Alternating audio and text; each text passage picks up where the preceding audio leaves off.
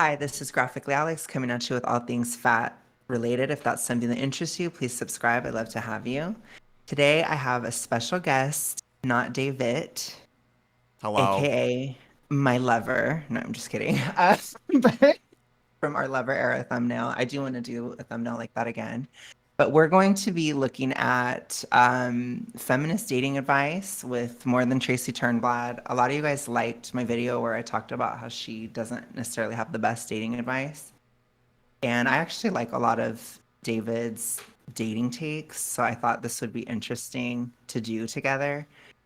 Also, Tracy is really boring. That's not her name, but I like to call her that sometimes. But Abby is really boring. Like, I tried to cover this alone and I almost fell asleep like 4 times. So I'm hoping David can bring a life's pulse to this podcast. Is her name really not Tracy? Why does she call herself Her more name than is Tracy? Abby. It's because she's sick of being typecast as the fat person in Hairspray, which is Tracy Turnblad. Oh, Which dude, I she's don't gonna lose a lot of people off that. How many people have watched Hairspray? Anybody in theater, I probably has seen it because she's like a theater person. Like I know what it is, but I I think know the only it's one that I watched what's that one that we went, let's do the time warp again? Rocky Horror Picture Show. You know that one? uh, yes, but I haven't actually done Oh, that. that's Or I haven't crazy. That's watched like it, the I mean. definitive musical. That one and the one girl that was a poor redhead that like nobody ever Oh, liked her. What was her Annie. name? Oh yeah, Annie. That's it. Yeah. I don't know. I'm not like a huge musical person. I'm very like trashy millennial musical. That's Like not I what your watched High that's not what School your Instagram Musical. feed says. Tons of music and terribleness on there. Make sure you follow Graphic Alex on Instagram. Yes, if you want to see Cringe. my Taylor Swift lyric mood of the day. Yeah, absolute Today cringe. I didn't even was know there was enough music to make days. Like every day it's different. sometimes it repeats, honestly. Today's mood was like kind of a whorish mood a little bit. I was feeling hoary, but we don't need to get into that. But for those of you who know what it is, it was guilty as sin. When you Okay. know, you know. All right. So Anyways, we let's can get into this start. shit. There's a I don't know how long this intro is, dude, but it's bad. So brace your It's ears, bad. everybody. But yeah, just to for people to understand too, David is recording it because my technology sucks. So thank you so much, David. No, But anyways, okay. it's all good. Let's go. Teamwork make the dream work. All right, let's Brace roll into this. ourselves. Brace your ears.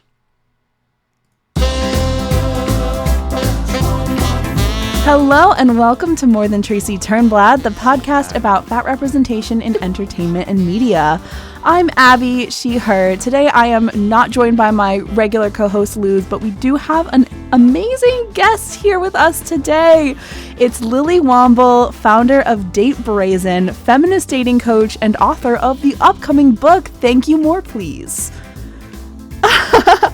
And she's voguing in the chat, in the Zoom. So happy. What is a feminist dating coach before we go any further?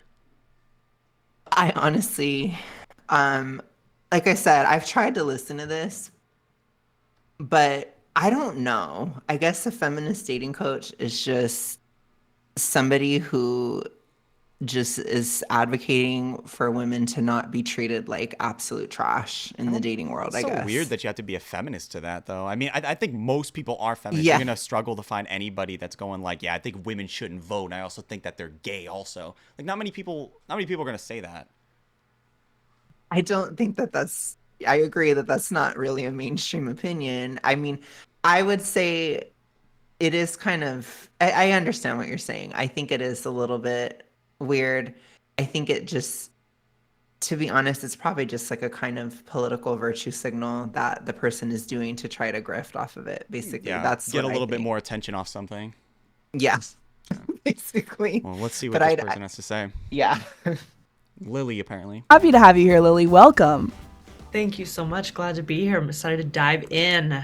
I have so many things to ask you. But I think the first thing is pitch your book. Like, we got to get to the book. Oh my God. Okay. So my book is Thank You More Please, a feminist guide to breaking dumb dating rules and finding love, which is the long subtitle. Basically, I was a late bloomer. I was self-described as a late bloomer. I didn't have an adult relationship in my mid to late 20s, really. I hadn't had sex until I was 25. I felt eternally behind and like I was constantly too much, that I was asking for too much in my love life, that I was too much. I was raised in the deep South, which only added to the like, you're too much label. So when I say that I truly was at a dating rock bottom, like toxic situationships, crying in his bathroom, solo, like feeling like what I wanted didn't exist, like I truly get it. Oftentimes when I hear people say that they don't date or they didn't have a relationship until like their mid 30s, I always question like how is that even possible? Yeah, I mean, from my perspective as the big gay, it's not that shocking if you're like gay to not have dated just because there's so much less options. Like it's drastic, but as like from a heterosexual woman's perspective, I do think it's really surprising Yeah, I because even just a heterosexual perspective in general, and I then think also it's a losing your lot. virginity at 25. I mean, I wouldn't even say it's a bad thing. I know a lot of people that lost their virginity at like really, really young ages, and 80 to 90% of them have all regretted it. So I wouldn't even say it's a bad thing, but definitely if the reason is that you couldn't find somebody that was attracted enough to you that would even think about having sex with you, Yeah. that's got to be a red flag. Yeah, I think it's definitely, it depends on your reason for sure. I just But yeah. I just have such a problem because like most women from like the time of them being like 12 have constantly had men, even like dudes that are in their mid 20s or even 30s or 40s, harassing them for like sexual activity and stuff like that. So it's always like crazy to me when I talk to a woman, they're like, yeah, men have never been attracted to me. I'm always like, that's insane. Feel like when they say that, they're saying men that I'm attracted to haven't Oh been yeah, like attracted to me, standards and which stuff. that's Yeah. probably what it is, which I can understand that again as the big gay because you have options. Like if you're interested in dating men, you usually have options. They just might be really terrible options, and that's a fact too. But sometimes you just have to kind of work on yourself a little bit. I'm not like a big um person where it's like I'm not like a complete like you have to match your vibration type of person. I do think like in some ways opposites attract. Like I think you need to find somebody that complements you, but I'm not like I don't think that you need to be like 100% happy, but you have to be somewhere. And I think a lot of women, they try to date when they're like absolutely miserable in their life and they hate everything about their situation and themselves. And I just feel like a guy has nowhere to go with that. And so they're not going to want to date you like that. But if Yeah. you're like not completely happy, that's fine. So I feel like there's a lot of that's probably what she was doing. She was probably like she hated her whole life so horribly and she's just trying to have a guy kind of save her from her situation. That's my opinion, which that sets up like a situationship and all that. It's not good, I in my often opinion. see like when people have an inability to find relationships, it's usually like unrealistic standards because a lot of people Yeah. need some or not need but a lot of people desire somebody that meets their every single constraint when it comes to relationships. So like the Right. guy or a girl needs to be, I don't know, like making a lot of money, needs to drive this particular type of car, needs to be this particular type of person in environments, needs to Hmm. act in this particular type of way. Like it is a lot of stuff that Hmm. in and of itself is like not bad, like, but it's just like when you put it all together, when you have like all these things culminating together, you're never going to meet that person. Like one or two things Yeah. maybe, but when you start piling in like all the other extra stuff and it all has to happen simultaneously, it's kind of like when I meet like some women, not all women, but I met some women that before they're like, oh, he needs to make 100K, he needs to be 6 foot, he needs to have this car, Hmm. and I think, how many of these dudes are like in relationships already? How many of Right. these dudes are gay? How many of these dudes don't even want to be with you, right? And then also, how many of these guys are going to have so many options that like, do you really want to be competing with all these other Right. women? And then also, I always say, like, if a guy's making a lot of money, you're never going to see that guy. That guy's working every single second of the day. That's a good point too.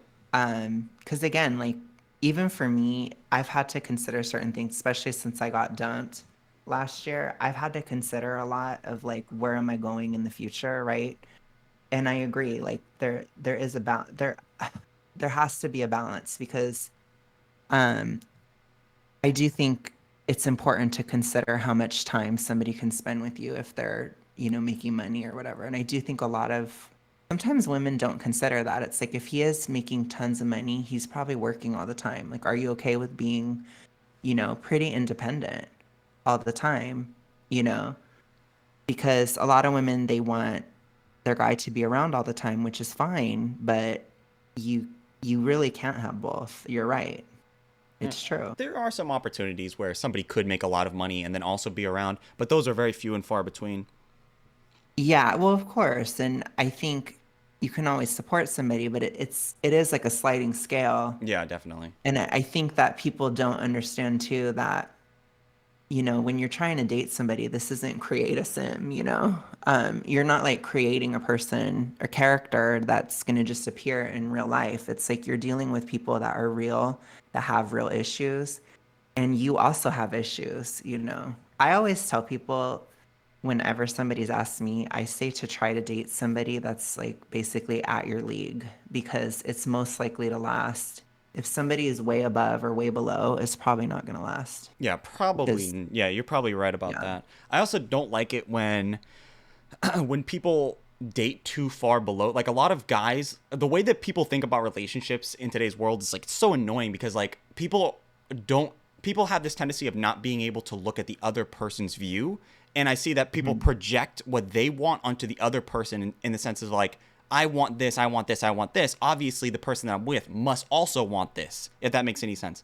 When Mhm. the reality of the situation is, you may want like a lot of things. Like maybe I don't know, maybe you're somebody that wants like a big career. You want to like this beautiful house, this beautiful car, all this other stuff. But the person you're dating is not necessarily also going to want those things. So in your pursuit of getting this stuff, that's not exactly what's going to attract that other person. Like that person might just be a guy or a Mhm. girl that just wants to stay at home, or maybe just wants to collect Yu-Gi-Oh cards all day, or poop with the door open. Like, you know what I'm saying? Like people tend to not be able to see what the other person wants, and I think that's really, really important because if you're out here and it'd be like for like Christmas, right? Christmas or somebody's birthday, and you're giving them a gift, but it's really not for them and it's really for you, you know? That'd be like getting your girlfriend Right. like a whole bunch, like, oh, babe, I just got you this like 75-inch That's 4K such a good platinum point. HD TV. You know, it's gonna be so great for the games that you love to watch. You know, obviously this girl's never gonna like ever use that shit.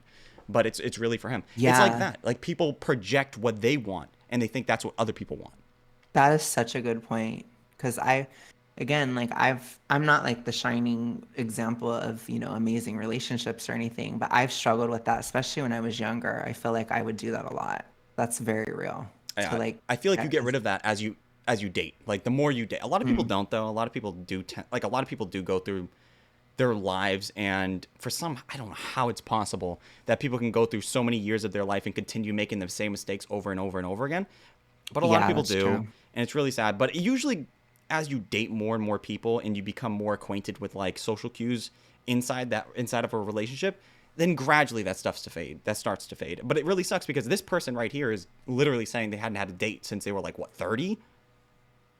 Yeah, or that I didn't have an adult relationship or a serious relationship, which, like I said, I could give some grace to somebody who's gay just because there's less options. But if you're heterosexual, I don't think that that's very common. Like there's probably some other issues going on other than like lack of availability. Because, or like you were saying, women usually have options. So there's probably something off, Yeah. or she was avoiding having a relationship. Like you can have that too, which is fine, but then you're deciding to stay single. As long And as even you're for, discerning the options, yeah, because like even though women do have a lot of yeah, of options, it is like course. super important to like go through and annex the dudes that are just there just to smell your vagina, or just like that just want to use you for sexual purposes. And don't get me wrong, there's like nothing wrong with somebody using you for sexual purposes, but you would primarily want that person to be using you for sexual purposes and also think that you're a Right. cool person. Right. Or like have some kind of respect for you as a person or see you as a person at all, Yeah. which I think is important. Yeah, getting abused Yeah. is fine as long as as long as the person like feels for you. Oh my But gosh. yeah, let's keep going. Let's see what else this person has to say. Dating, I know that dating is a microcosm of every hope, joy, dream, fear, insecurity, desire that we have as human beings. It matters to our well being. So while I was also in that terrible relationship, I had this side hustle at the same time where I was a professional matchmaker. Damn. I know, it's so wild. I thought it would be a funny story about how I was a matchmaker once. Like, I was trying to make ends meet living in New York City, having a bazillion side hustles.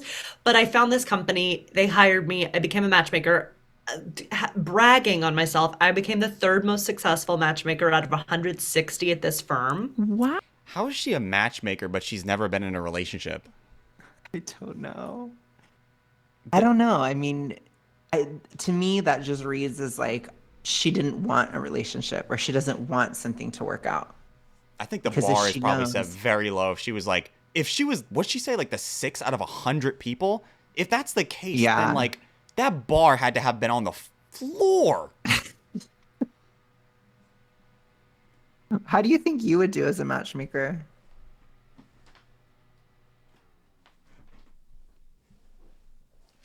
It's tough for me to, if you haven't been in a relationship for that long ever, and then you're like Yeah. the sixth best matchmaker, that I don't know where the matchmaking, I didn't even know that these things were possible. Like, these, there are a lot of people out there. I thought it was just like social media influencers that were like, oh, make sure you check out my program on 101 ways to get your girlfriend, or Womanese Volume 3, Understanding Women's Psyches. I just saw that only on the internet. Like, I thought that was only an internet things, but apparently it is like, Yeah. there are organizations out there and companies dedicated to this. Yeah, there are. I think there's also a lot in other countries too. But it's a thing for sure. Uh, But it costs a lot of money. I seen there was one woman that I used to watch on YouTube. It was like a black girl. I forgot her name, but she got canceled a while ago because I think she denied vaccines. I think, but I forgot her name. But she used to have really, really good advice.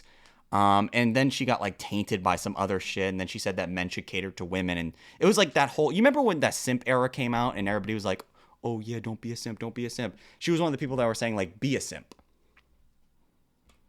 I don't know about that. Yeah, there was So, what did she mean by that? like your woman is your queen and like you should pray to her and shit. Oh, I don't know.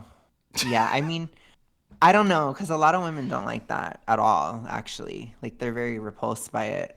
So it depends on the woman for sure. But I think that's the thing too, is like you can't. I feel like most men's needs in a relationship are more similar to other men, but most women's needs are really different. That's, in my opinion, why women do the choosing typically in dating, because every woman needs something really different than the next woman. So that might work for her, but a lot of women would be really turned off by a guy simping for her. Yeah, it's definitely really terrible. I've never been on the gay side of dating because obviously I'm a Mhm. heterosexual, big meated individual. But I know that I've met so many gay dudes that have told me that it is like disgustingly easy to find a guy to have sex with. Like it's like a guy will. I've Yeah. never been on the gay dating apps, but I've had multiple accounts of people telling me that like guys will just list their height, their weight, and their inches. It's really easy. I'm not gonna lie, it is. So I it's hard for some straight men to understand because I've had people try to call me an incel a lot, and it's like you can't be an incel as a gay man. If I wanted to have sex basically right now, That's I could. crazy. Yeah. I mean, it's very easy. Like if I just got on Grinder Yeah. and I just said, I'm ready and willing. The hole is open. I could find Damn. somebody probably within at least 5 minutes. Well, they I'm might not even be because kidding. there's like two different types of incels, or at least that's what people refer to as like the one where it's like Mhm. literal, which is involuntarily Right. celibate, or it's the people that are like, oh, I think women should stay in the kitchen. I think women shouldn't work. I think women are like terrible, disgusting organisms that don't have any natural thoughts. Like, those people. Usually that's what people refer to. I mean, obviously they couldn't be referring to as either, but I guess the first one is the more likelihood. I think it's like the weird one-off where people assume I'm straight, which is really weird at Who this time. who is assuming that you're straight? It must be just when I'm not talking, obviously. It must be like, because sometimes I'll make comments like I got called an incel because I don't like Taylor Swift's You Need to Calm Down song. It's like her gay anthem. I hate it. I think it's like one of the worst songs she's ever written. And I commented that. And then so some gay guy in his 50s said that I was an incel because I didn't like the song. Yeah. So it's that kind of thing, which is like, I'm allowed to have an opinion. Yeah. And I like almost all her songs, but because I don't like one, then I'm an incel, So it's stupid. But that's the kind of situation usually where I'm called it. It's usually online. But I have had some people that I've been more personal enemies with try to say that, but it's like, oh no, like I could have sex, like I said, I could do it right now. Basically, I could be like, I gotta go, David, I'm going. Bye. Like it's that easy, And even in indulge in the male Alabama. genitalia. I don't Even think in it's Alabama, I don't think it's like it's that very I easy. don't think it's much of a flex to No, talk I about don't think having so sex either. anyway. Like I know a lot of people that used to put a lot of value on having sex, and maybe it was like really cool to do that. Maybe in like high school and like maybe early adulthood. But I feel like as you get older, you slowly start to realize that it's cool. Like don't get me wrong, sex is awesome, but it's not so much of a good thing in my opinion to just have sex with people from, willy nilly, as opposed to Mhm. like maybe actually having sex with somebody that you care about. And I always err on the side of waiting because sex is easy, but relationships are hard and it takes a lot of Yeah. deliberate work. So I feel like having a successful relationship with somebody is so Mhm. much more of like a look at me type thing compared to I've had Yeah. sex with 50 people. Well, especially like and again, there's some overlap between the gay world and the hetero world, but in terms of like, women or like in my case being so femme, it's much more of a flex to be able to get the commitment. Like if I were able to actually get a guy to marry me as a gay man, that would be like the fucking Olympics in the gay world. Like that's very rare. And it would be like totally a flex. Do you get what I'm saying? Because that's very hard to Yeah, I do. don't think I've ever seen a gay married man, with the exception of those weird, cringy YouTube compilations of like, he married me. Yeah, I've seen it's those. very rare. But I mean, I do aspire to it, but it's like, damn, I'm the fucking Olympics, you guys, if I do that. You know what I'm saying? Like, it's very rare. It's difficult because it's hard enough even to just get a guy to want a relationship in the gay world, especially post 2020. It's like really difficult because everything is just kind of weird now? But in terms of like sex, yeah, it's super easy, you know, super easy. I feel like And women that could probably relate to that. yeah, they probably can. I mean, I've had some of my girlfriends say that, it's similar, but it's a similar experience, but it's just like, yeah, I mean, it's not a flex. I agree with you totally. It isn't. All right, let's So, get back to the podcast, I okay. guess, and see what this number one or number six dating coach in New York City has to say about it in total. Ow. Wild, wild times. Setting up hundreds of people, having thousands of phone calls with potential dates for my clients. Mm-hmm. So I realized at the tail end of this terrible toxic situationship, with the help of therapy, that I was living in a total disconnect, right? I was telling my clients, you deserve more. And in my own love life, I was accepting the bare minimum, maybe even less than the bare minimum.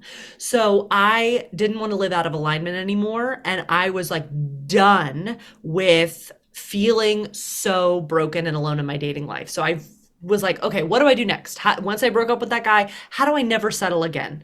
And I looked to my therapist, who, bless her heart, hadn't dated in 30 years. Like, she didn't know what to tell me, really. Yeah. Love therapy, but like, Dating advice, not so If much. you haven't dated in app era, it's just different. It's different. And the advice that she was giving, like, I don't know, try another app, or I don't know, my daughter did this. So, like, there was just a disconnect. My friends were telling me, like, just swipe more, go on more dates, like, play the Yeah. numbers game, which I now know to be. But this woman is literally a dating coach, right? How does she? Yeah. Shouldn't she know where to meet? How you going to your therapist to find out where to date when you're a dating coach? I think she was a matchmaker, which with that they people bring applications and then you just connect them Oh, I basically. see. Okay, I Yeah. see. So it's not okay. All But right, she yeah, could I at see how it least is. try Like that, it's I not like guess. organic, Yeah. right? She's not No, like she's not talking to people and going like, "Oh, this is like a really good place to meet people," or like this is what you talk about, or like this is how you communicate. She's more so yeah, like these people are coming there and they're like putting in resumes and going like, "Yeah, I think so, yeah. that's terrible." That's Yeah, I'm like I it's like you ever watch Love is Blind or like any of those like reality TV shows? yes, I You do. like sometimes they'll do this thing where they go, okay, this is what I'm looking for in a person, right? And then they'll meet the person and then it'll be like exactly what they said. And they'll be like, okay, I don't like this person because you don't actually like that. Like a lot of people have this idea in what their idea in their head about what they want, but in actuality, it doesn't really pan out that same way. I totally feel that, and I have it in a weird way these days because my health journey is changing me to such an extent that I feel like I'm having a compatibility crisis where I don't know what I'm compatible with anymore because I'm so different than I was when I was a lot bigger and when I was a lot more deep in my hypothyroidism, like because it changes how you think. And so it's like the kinds of guys that I'm attracted to are changing and I have no clue. Like I have to basically start over because you're right. Like I think people assume or they over intellectualize it, but then when you're there, you're like, what? You know? Yeah, the And for me, actuality is just a lot different than what you think about.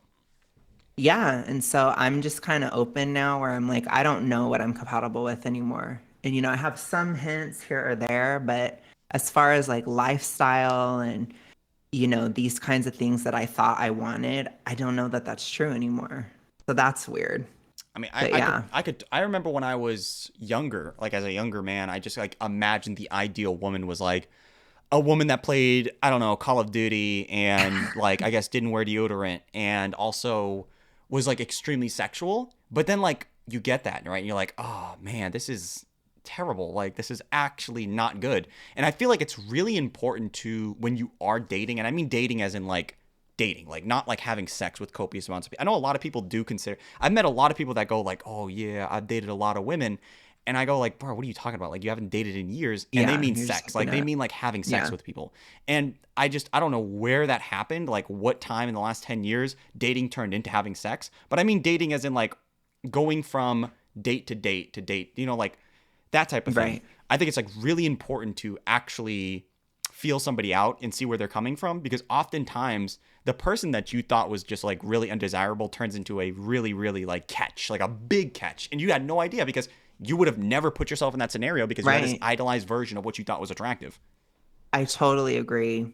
And like I said, even more so when the issue of obesity is connected because your obesity makes you think differently and it makes you want a different lifestyle than what you would want if you weren't. What do you mean And that's also, like somebody that works in a restaurant or like a deli? What do you mean? I just mean like, what if, like for me personally, I think I wanted, when I was bigger and like more sick, I would feel smothered really easily. Does that make sense? So I wanted more of like, you do your life, I do my life. But now that I'm healthier, I don't think I would feel that way anymore. Where I probably would feel more lonely if we were doing life more separate. And I'd be like I kind of want to do things together, right? So it's like that's like a big thing that has changed. And I think it's because when I was more sick, it's like I'm just more prickly and like more irritable and all these different things. And it's like I feel like it's like I can't, you don't have control over a partner, for example. And the way that my mind was in my sickness, it's like I couldn't handle spontaneity very well. Nowadays, it's like because my life is so constructed around how my illness was, I'm bored to death. And I could really use a partner that's more spontaneous. Does that make sense?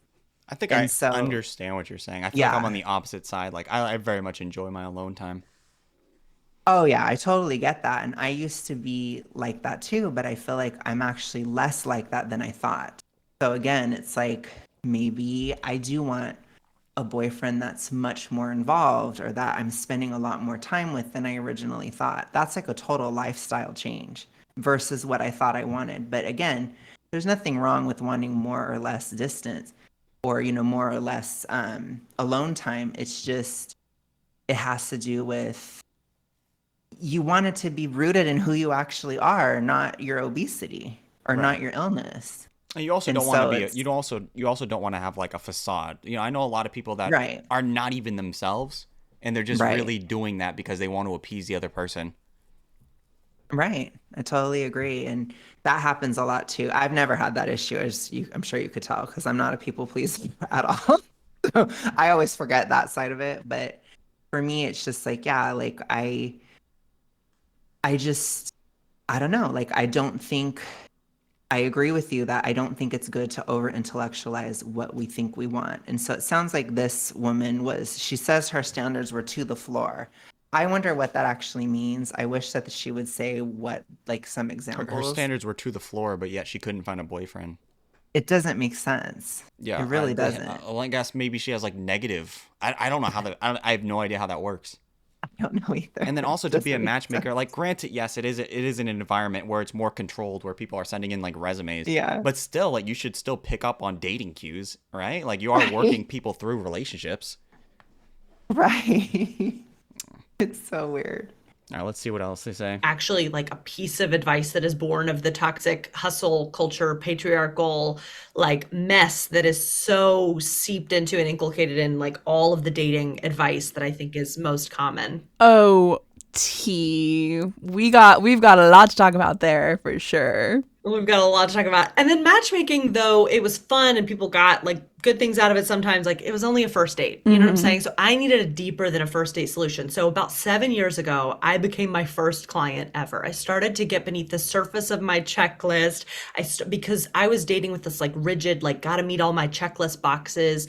I started getting to know my own essence-based preferences, which we can get into in this episode. Is like, how do you know how you want to feel in the right relationship, and how do you use that information to settle proof your love life? I was doing that myself. I was also getting beneath the surface of the like I'm too much story. Why do I believe that? What's really going on? How is that influencing every decision that I make? And really healing that story. So what happened is that I started having more fun in my dating life because of that work. I think, I I think that this person is thinking about it too hard. Yeah, I think so. And I also think that um I agree with you. She doesn't have to necessarily call herself a feminist dating coach, Yeah, like or whatever. yeah, It's not really reading feminist, it's just reading like I got out and touched grass, yeah, kind of exactly. dating, I which is probably why it worked. I think most people that do almost anything in life are not really doing like deliberate work. I think most people, like a lot of people, are just kind of passively doing stuff and like learning from mistakes, if that makes any sense. Like nobody's Mhm. really going out of their way to figure out who they really are and dissecting the inner like details of their life to figure out if they're compatible with one particular type of person, like this person is saying. I think most people are just kind of winging it and like Right. finding people that way. Like it's very weird to me when somebody says they're doing this, because I'm not saying it can't work, but it's foreign for like most people. Yeah, I would say I'm much more of the like find myself type of person. But again, like I'm a very introverted person, so I would always rather reflect and then strategize kind of thing, which that's just being very introverted basically. Yeah. But I agree it can go way too far and all this stuff. And I'm basically saying at this point, I'm not doing that anymore because I don't know. And I think you really have to live, like you said. I mean, to really know. You just got to get out. And it sounds like maybe she wasn't really doing much, or she wasn't really getting out much. Or it seems like she just like had a notepad and was just like going through all her problems, Yeah. which is not. It's not a bad thing to like. You should know what your value is. You know, like you should be aware, very self-aware of what you bring to the table, and you Right. should be working off of your strengths as much as you possibly can. But the way that she's going about it is like she has to like read her Wikipedia to Hmm. figure out exactly why she's like this particular type of way. To me, it just seems a little bit too much. Right. I I don't think agree. I don't Well, think most people could like if you gave this advice to yeah. most people would be like, yeah, nah, bro, I'm not doing that. That's like, come on now.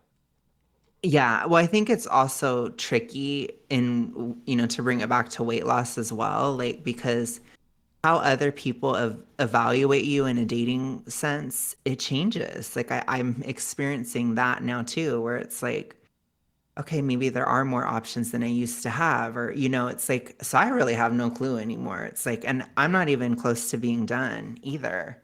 Yeah, But it's you like definitely when you become more kind of, attractive when you're like more defined as a human being. yeah, I mean, I like your take on that, where you talk about how fat people, their faces are not, they're just kind of like a blob. So it's like you can't see how somebody actually looks. And I Yeah, actually agree with that. So I kind of worked that into my rhetoric, because I was like, in fat acceptance, they're always pushing that fat is who you really are. And I don't think so. I think you're actually hiding who you are. Like, you're hiding how you actually look, because you don't actually look like that. yeah, it's really So, sad too because some yeah. people have been fat since they could remember, and most people don't hit their like physical peak until their 20s and 30s. And if you've been fat for your whole entire life, you you have no idea what you look like. Yeah. I mean, and that's me. Like, I've been fat since I was like 7, so I have no clue what will happen to me, basically. Right? Yeah. And I've never been, even where I'm at now, I've never been to able to be at this size sustainably, and then to even consider to keep going. So I have no clue, but I think that's why I'm not going to be able to intellectualize it at all, because I can't make any assumptions anymore. I Yeah. just have to go in blind, And I basically. think that because you're in like transitional periods, right? Because I remember Hmm. when I was like when I was gaining weight, I didn't buy Hmm. clothes for like a good, I would say actually probably around 6 months to a year because there was like no point. Like, what am I gonna do? Buy clothes in the middle of like me gaining weight? That doesn't make any sense. I'm gonna be probably like Hmm. another 10 pounds heavier than I am right now. So it's probably like the same thing with you, where it's like, should you have to like think about this really that deeply when you're still on that journey of finding out like who you really are? Yeah. Oh, yeah. And it's on every level. Like, I had the real identity issue last year, but this year it's more of like a compatibility issue. So it's like I've rediscovered who I am as a healthier person, which is great, but I have no idea who I'm compatible with. That's like the next step, right? So it's like, okay. But yeah, I don't know if her advice, certainly like the looking at all the flaws and stuff, I don't think that would necessarily help me, because things are in flux, they're changing. Yeah. And I think most of us change with time Well, you anyway. gotta So hope it's so. kind of, yeah, that's true. Some people stagnate. I agree Yeah, it's not a with good that. thing. Like when people tell me like I'm never gonna change, I always think that's not a good thing. Yeah, I agree. All right, let's Oh see my let's gosh. see what else they say. And then I met the love of my life, Chris, with in-person dating because I had done this work. And I started coaching my matchmaking clients who started to find better dates for themselves than I or anyone else could find for them. So about 7 years ago, Date Brazen was born, and I started dreaming about this book of like, what would it look like to like really interrupt the dating conversation, to make it more feminist, to make it more supportive, to make it more intersectional, to bring in like stuff that actually works instead of exhausting, like minimizing, shrinky advice that tells women to want less, right? Totally. So I've been building Date Brazen for the past 7 years, had hundreds of clients around the world. And Thank You More Please is the exact step-by-step process, plus my own personal stories, implementing my clients' personal stories, implementing the process to create a joyful as fuck dating life that makes the right relationship inevitable. So that's Thank You More Please. And I love this book so much. It's on pre-order right now. Everywhere books are sold, and we can talk about that in a bit. But like, I'm so excited for people to have this book because I do think that that it's going to change the way people think about dating and the way that they find love to feel better in the process and to find an extraordinary relationship. Yeah, absolutely. I think a lot of clearly, like based on the responses to the posts that I've been making about this, like a lot of people are in this boat. And I feel like we all have such attachment to it. Like, regardless of gender, regardless of sexual orientation, dating feels like a minefield. Like, Yes. I am a graduate of the Landmark Forum. I know you're kind of like adjacent to life coaching, right? It's dating coaching, it's life coaching. So I've Yeah. spent time in that space, and I had this coach, and I remember saying to her, this is about a year before I met my boyfriend, I just went, dating is a minefield. And she's like, that's where you need to start, because like when you have this perception of it as this horrible, terrifying thing, there's so much that goes into Yeah. it. I really relate to a lot of your experience. I think for me, a lot of it has been tied with my body so much, like being a late bloomer, not having sex till my 20s, like feeling like I'm behind. And so I wanted to ask you, this is something we ask all of our guests, is how do you describe your body, and did that play in at all for you? Because I know you've talked about it a little on your pod. I think Tracy probably gave some good advice here, or at least like she said something okay. Like Yeah. she doesn't go into much detail on that, but it is like, I don't know if this has anything to do with being fat or being feminist, but like, yeah, in general, being dating in general is like very difficult. I think what it is it's essentially you don't it's spontaneity. Like, it's a spontaneous thing. You don't know when you're going to find the person. You don't know when you're going to lose the person, right? It's one of those kinds of things. And I feel like in our post-internet world, people want to be able to expect things. And in dating, you can't, because you can't control what the other person does ultimately, right? You can like somebody, but that doesn't mean they're going to like you back. And that whole thing. And so it's like, I think that's probably what she means, because I get the impression that she's like very unspontaneous, I guess you could say. Like, I feel like she wants to plan out her whole life. And you can't do that with dating, because that's part of what makes it fun too, is that you don't know what's going to happen. That, So I yeah, think I see what you're saying on that that's one. tough. But women have like a very, because women are like always going to be super stressed out about like the timing of everything. Women have Mhm. egg sacs, and it hurts me so Mhm. deeply when I hear people that are in this bracket that have really a hard time dating and want to find people to be with, and Mhm. they, for instance, want to have like long fulfilling relationships, or they want to have kids, which is like really important for a lot of people that maybe men Yeah. don't really stress about very often, since men don't really have that same kind of biological clock that women do. It Right. hurts me so deeply when I see people that are fundamentally unattractive, but they're not unattractive, they're just they're just like shells, like they're ruining literally these giant moments of their lives where they're supposed to be the most attractive physically that they can ever be. And I don't care what anybody says. Physical attraction for like 99% of the human population is like really important. You don't have to be the most attractive. You just got to be like Right. the most attractive for the person that you're trying to attract. Yes, that's true too. And I think um I agree with that. I do. I think, and you're talking about in terms of being fat, Yeah, in or general, wait, like yeah. you should try Okay. to be as attractive as possible. So if that means like lose weight, then yeah, well, you should Right. 100% lose weight. Or that could just mean get a haircut, shave your face, Right. put on Okay. deodorant, wear a nice I see suit. what you're saying. Yeah. Yeah, I can understand that. But I think a lot of people aren't honest about, like, I think a lot of people don't want to date either, and they just say they do. And so they're always sabotaging it because they don't want it to happen. Because I feel like a lot of people do that. I think And that a I lot of feel, people probably don't want to do the work. yeah, that's also part of it. Yep. But a lot of people are kind of traumatized, or they have childhood experiences or something, or they had a bad situation with their family. And so sometimes people are very guarded and they don't want to date because of that too. So I think it's like, you gotta, like you said, regardless of what it is, you have to do the work, I guess, Yeah. And when it 'cause you comes have to to like losing confront weight, that. most people are not attracted to like very fat people. It's not like the way I like to look at it Mhm. is like most people are attracted to like health cues, you know? And being fat is it's just not one of those. Most people just don't want to deal with having problems in relationships. Yeah. Well, I always say, especially when you get to be a certain size, so when you get into that morbidly obese or super morbidly obese category, there is a connotation or a stigma that you must be living a certain lifestyle, which can be true and usually is true, unless if that person is actively losing weight. So, like for me, I'm very active, I'm in a caloric deficit, right? I do all these things, but the way that my body looks, it doesn't look like that.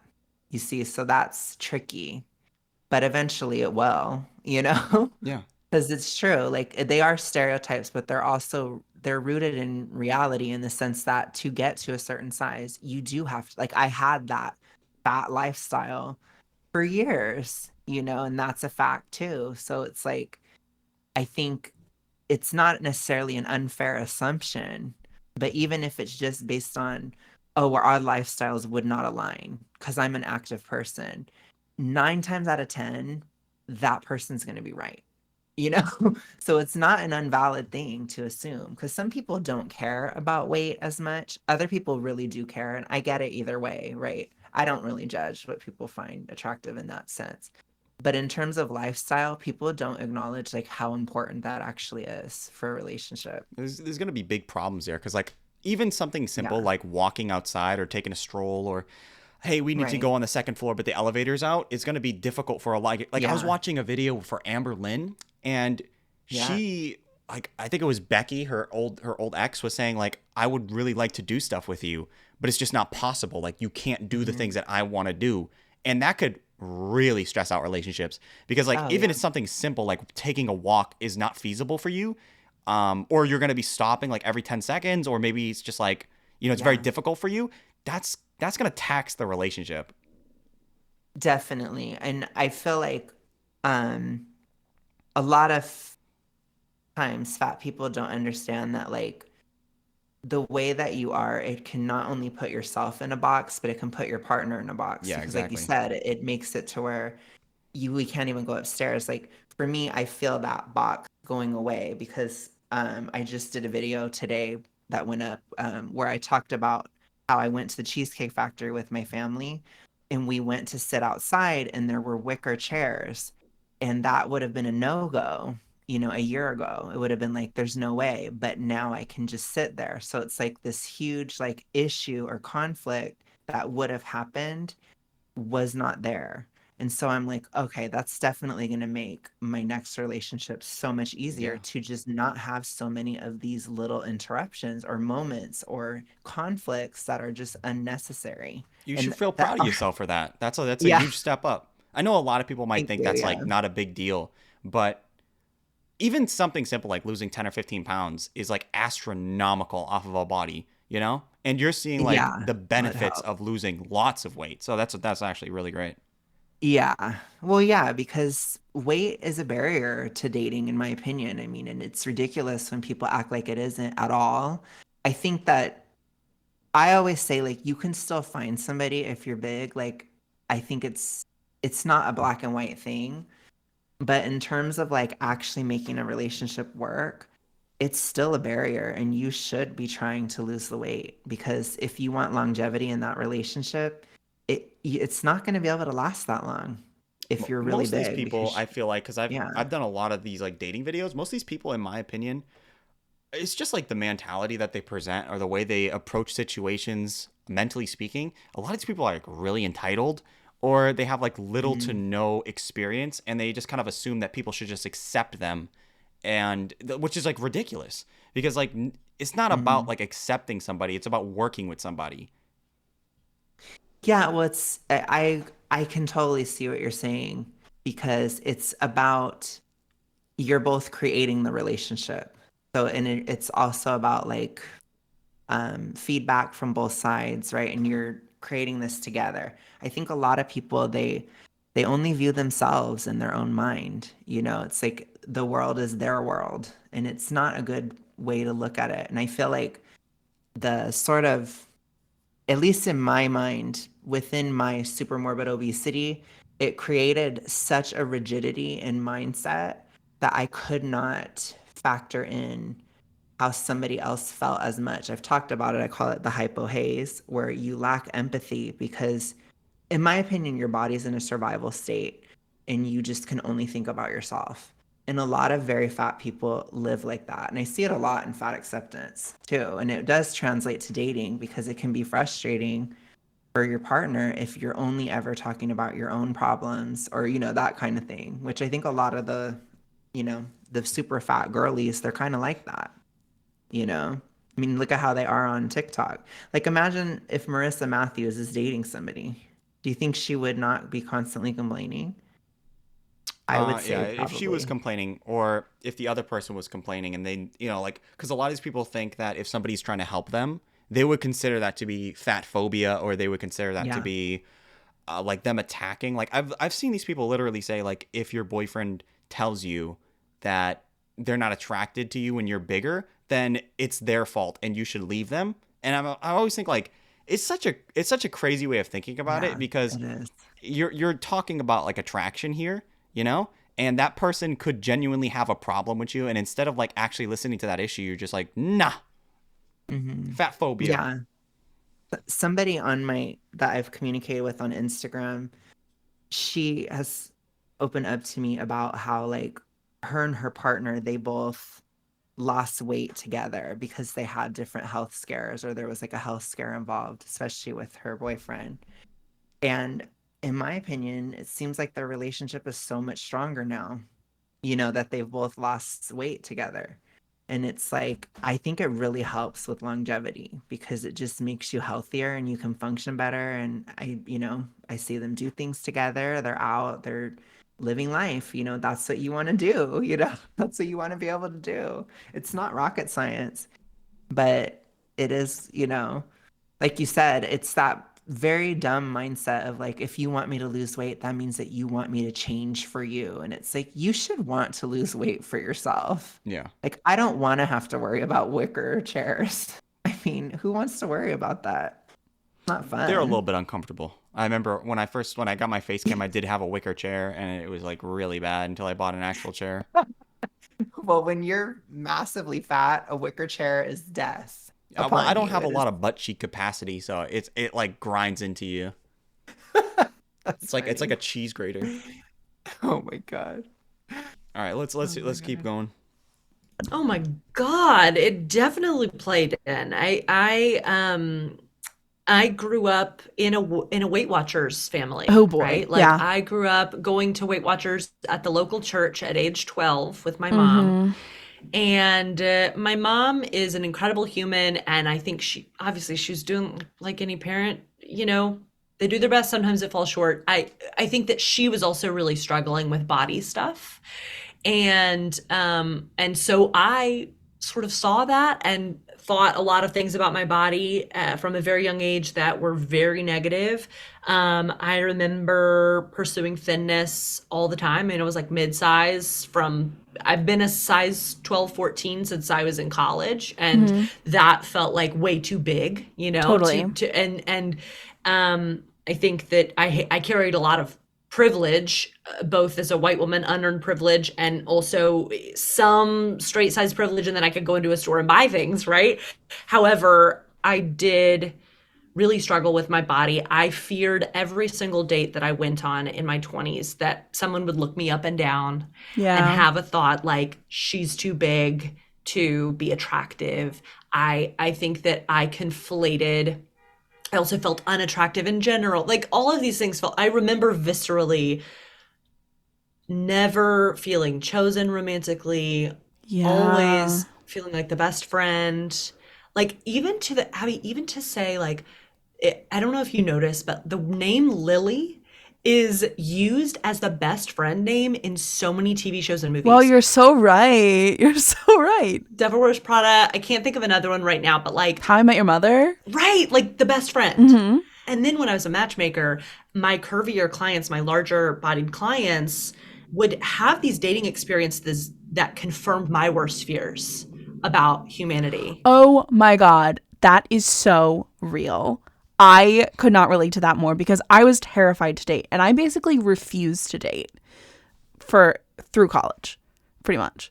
And I mean, I would go on the apps, I would swipe on people, and then someone would be like, "Do you want to go out?" And I'd be like, "Delete my profile forever." Yes, the avoidance, Yeah. because you're afraid that the worst fear is going to be confirmed. Right. And it was like fun to talk to people, and it was like I was entertaining possibilities, and I was like seeing what's out there, and then it would get real and I'd be like, absolutely not. I'm not willing to risk that. Right. And I remember seeing in media and also like growing up, my best friend was at the time like, I don't even think she was as fat as I was, but she experienced some horrible bullying, and I watched her growing up be like fake assed out and like all these guys fucking with her and like joking about imagine if you liked her, like that kind of thing. And I said, I will never let that be me.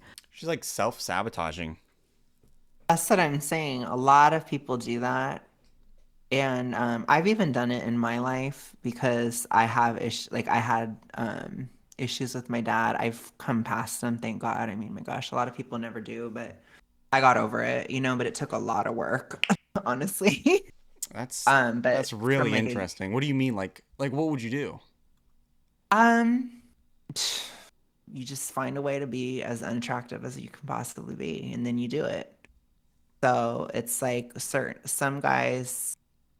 Well, I don't know. I mean, it's easier when you're gay to avoid dating because again, you just be like, I don't ever date, or I think one time I even said I was asexual or something, which Wow. super lie, super huge lie. That is not true. But I did say that, because you just kind of get people off your back. And then I was struggling with my sexuality anyways, but in terms of like that's like what I'm talking about in terms of like teen years and then like early 20s. But I fell in love with a guy at 21, I think, or 22, something like that. And it was like, I was like, I'm fucking gay, like I'm in love with Jesus. a man. So I had to like deal with all that. But it's like, yeah, like I did everything I could to sabotage it. I treated him terribly. I was very scared of like abandonment and these things that I had from my dad, right? So it's like you're very scared of being hurt or you're scared of being seen, quote unquote, as too much. I'm pretty sure she probably has daddy issues because that's kind of like a daddy issues thing.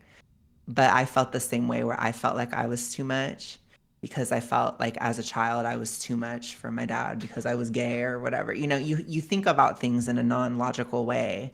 But in terms of like, yeah, that first dynamic, or it was more of a situationship with him, but that kind of thing I had with him, I shut it down. I just was disgusting. Like I would barrage him with texts.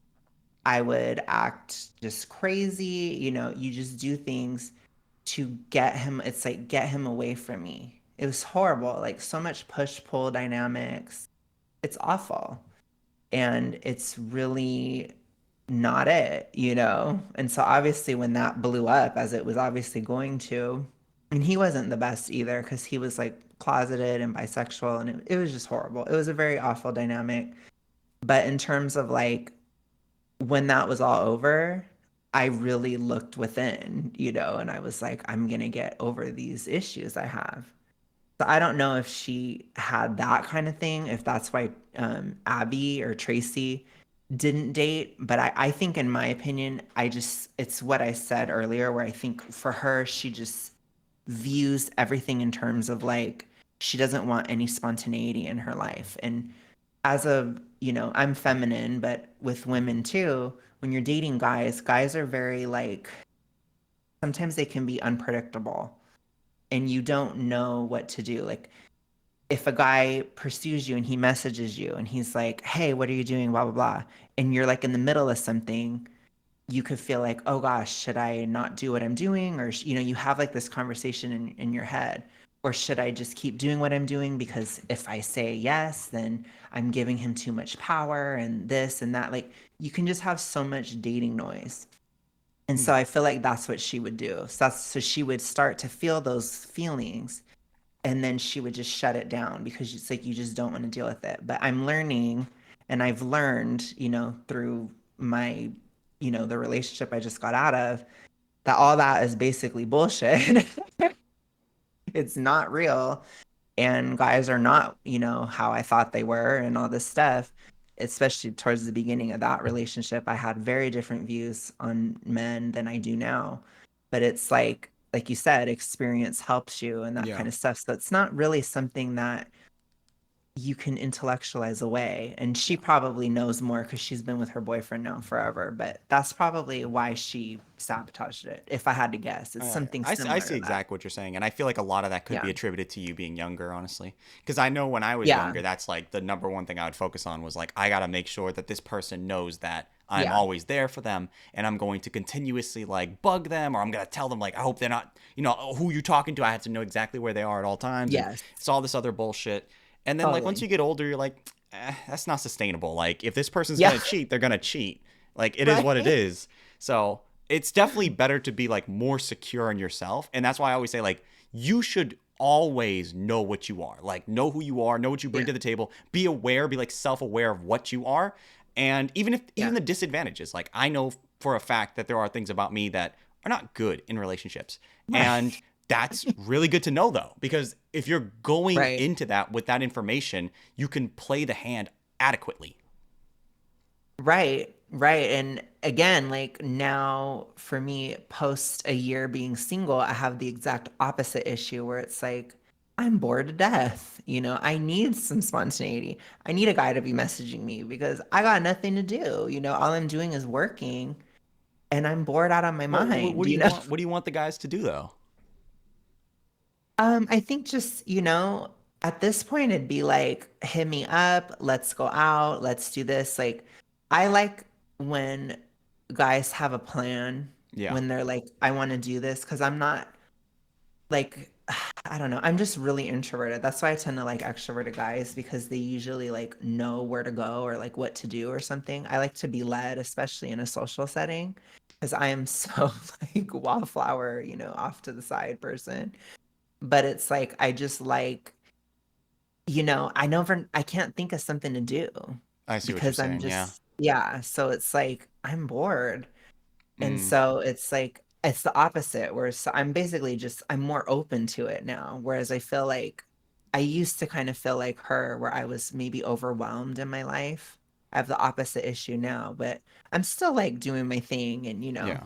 like I'm fine, but it's like I'm ready for a relationship. Like I want to date again, is what I'm trying to say. That's like so interesting that you say that because like I feel like I have the opposite problem where if I'm in a relationship with somebody, I always get complaints that it's like, oh, you never plan anything out, you never want to like do stuff, and like we have such a like you just kind of do stuff because you want me to do stuff, and I'm always just sitting there like, yeah, I know, I just like I'm not I have like a really really hard time like like I'm okay with doing stuff, but like actually going out and planning and executing, like Yeah. I'm not really like it's more passive for me. Like, oh, you want to go out today? Okay, like I can eat. It doesn't matter to me, Right. But I'm not the type of person that likes to plan things out.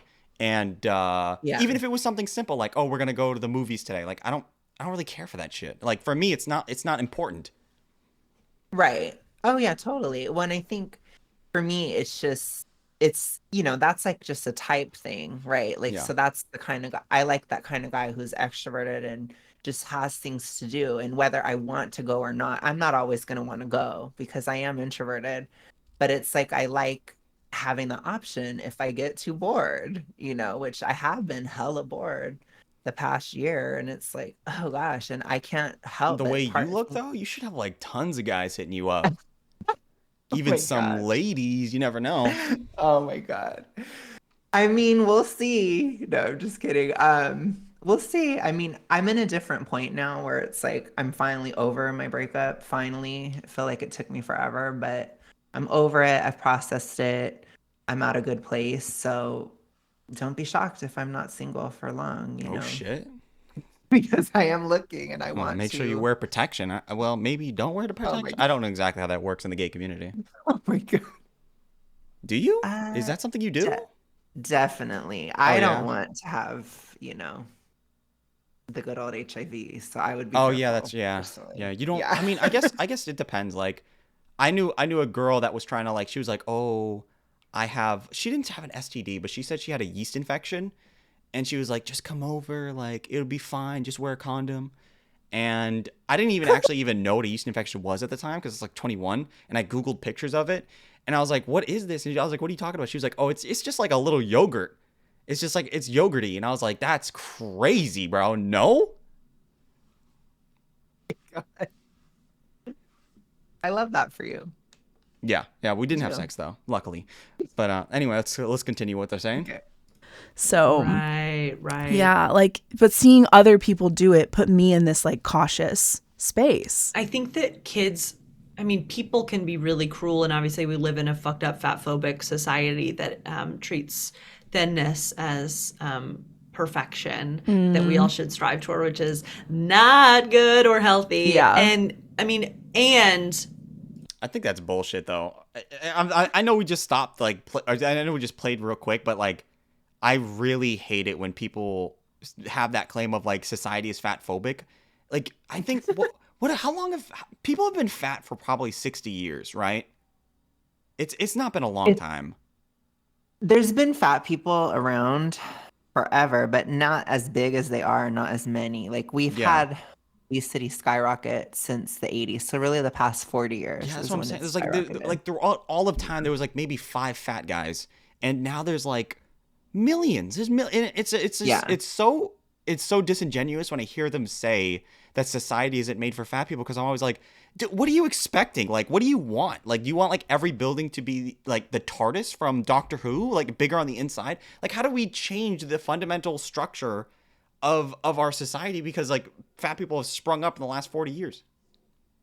What they want is they want fat people to be seen as equally attractive in society, or they want fat people to be seen like these very, very subjective feeling based things, which can never ultimately have a solution or a conclusion, because I think it probably is in some ways it's a little bit of a grift for some of these people where it's just, well, I can make money if I just talk about this problem that will never go away, because it's a very subjective issue. So if Yeah. you say like thin people are seen as more attractive than fat people, they're not going to be happy until every single person in the entire country views fat people as more attractive than Yeah, thin it's an people, which will unsolvable never issue, so it's happen. always Yeah. going to be an issue. Right. It'll never happen. So it's kind of like That's it's true. it's a scam, and they want fat people to be really upset about it when it's like, I don't know. To me, It's cringe. Anyways. And then also I want to, just before we start again, when she said earlier, she was like, "Oh, me being a white woman," it is I always look at it as a red flag when anybody ever starts a sentence with like, as a white woman coming from privilege, or just in general like having to preference that. It's so bad. Can you explain why? I'm Because interested. if you're coming at a stance and you're going like, you're already like disqualifying yourself almost, or like you're speaking from a place of like, because I am white, I have less value to talk on something, or it could be the vice versa, or is That like, you have more. if you are black or like another minority, then you have Okay. more authority to talk on something. I think that's gross. Yeah, sometimes it can come across too, which I don't know if they realize it, but sometimes when you say like, I'm privileged as this white person, depending on how you say it, you can kind of be like saying that your race is better than other Yeah, you're races kind of in like a way. shitting on other races. Yeah, which I don't Especially if we're talking like about dating. that. Like, why does it even matter that you're Yeah. bringing up like, I'm a white woman, therefore like, what does it have to do with anything, dude? No, I think it's just, I don't even know. I guess that's a good question, because in terms of like obesity, race is not really relevant in my opinion. I don't think it's relevant at all. It's Because really not. everybody can be fat and everybody can be skinny. So it's not, but I think they just, I don't even know. Sometimes I feel like this woman on here, I feel like she just says things just to say it. Because I felt like, but I can kind of understand what you're saying. I She's think just kind of like, she has buzzwords and like she's just kind of yeah, throwing them in. I think it would only work to say something like that if the conversation was directly about race. then I think it would work. Yeah, if she was saying like, "Oh, me dating a black guy," maybe like, coming from like maybe, but even Maybe then, something like yeah, that. but even then I would have some struggles. But yeah, I see what you're saying. But Yeah. I just don't like the buzzwords. But anyway, let's continue. I remember in first grade, and I talk about this in the book, because when I wanted to start dating and never settle again, I had to look back in the past. It felt like being in a haunted house. Like my patterns were coming back to haunt me. The people that rejected me, like they felt like they were right. I was unlovable, or I was like, and I traced that pattern when I started doing this work. I traced that pattern back to like first grade when a guy named, I'm not going to say his name, but a guy named, let's just say like Reggie or whatever, Yeah. asked me out at the lunch table in first grade. Whatever. Yeah. It's what is a First relationship in grade. first grade. But he said, "Do you want to, like, Lily, will you go out with me?" And I said, like, "I don't know." Like, and he started laughing. I was like, "Why are you laughing?" And a whole table of boys started laughing. And then he looked at me. He was like, "You think I would ever want to ask you out?" And then I saw another kid pass him like a $5 bill. Damn, that's tough. Yeah. That's tough. Pretty rough. Have you ever had an experience like that? No. Dude, I remember when But I was in elementary school. No, my bad. I was in middle school, and there was like four white kids in my entire school, and I was like two of them, right? And then there was one Asian girl, and I remember I just told one of my friends one day, I was like, I really feel like I kind of want to ask out that girl. And like by the lunchtime, everybody in the entire school knew. And I walked up to them. They were oh like, "Dave, wow. you better do it or you're a pussy. You're a pussy." And I was like, "All right, fine." And I walked up to this girl and I was like, "Hey, do you want to like do something sometime? Like, do you want to like date?" And she was like, "What? Ew. No." And I was like, "Oh." Ooh. I was like, "Okay." And then I went back and they were like, "What'd she say? What'd she say?" I was like, she was like, "Maybe." And then they asked her and then she was like, "What? No?" And then everybody was just like clowning me for like 3 weeks. But at least people knew I wasn't gay, which was like a bad thing at the time. That was your hetero Yeah. virtue I mean, signal. everybody thought like people thought you were gay if your favorite color was purple. Yeah, that's true. So it was I a know. different environment. But you never had an experience like that? Where somebody was paid to ask me out. Or just like no, not exactly Oh, like that, I'm like, but something like that. no. No, well, the thing with me is like, again, everybody for some reason online, they assume I'm really short. I'm not. I'm 6'1". Okay, But well for even when I was in humble bragging, I school, guess. well, even when I was in school, I was always like bigger, and I was fat too. I was also really introverted and have huge walls up, like again, I'm not a people pleaser whatsoever. So I would tend to, especially as a teenager or middle schooler, I always viewed things in terms of like, you're not worth my time or Damn. you're worth my time, which is like a very specific mindset to have. I would get into spats with people where I would like, Rap I don't battle? know, no, not rap battle, but like this one time, this one guy asked me, which he just was like, he's like, "Am I your friend? Or do you like, like, am I your friend?" And I said, "No, you're Damn. not." I was like, "I don't like you." And I said Damn. it in front of everybody. So if anything, I'm more like the girl in your story, I Yeah, guess, you're where I'm like the just mean like, girl. I was a mean girl. Yeah, you're on Like that I Regina was. George. Well, and I was friends with all the mean girls too, and I was mean, you know. So it's like I think for me, I was just not ever in a position like that. And there were times in high school where I was almost bullied, but I could avoid it very well. And so I never was actually bullied. Never? Most of my like, no. I mean, I think I had like one moment when I was like 9 years old, and the guy he was like a couple years older and he was kind of bullying me. And then he ended up being gay later, so I've had some of those You think it was of like like, forbidden attraction, maybe? I think it was just like self-hating gay, like asshole issues. So I've dealt with that kind of thing, but when I was like below the age of 10, I can't like defend myself, right? Like it's a Right. different type of thing. And he was older. He was probably like 12 or something. And so it's just a differential in that level. But other than that, no. Like I never, like even when girls used to try to pick fights with me, I would fight with them back. Like, not like physically, but usually with girls, it's like, bitch attack or you talk shit about each other, that kind of stuff. I'd go right into it. Guys, they would try to physically bully me. I would punch them.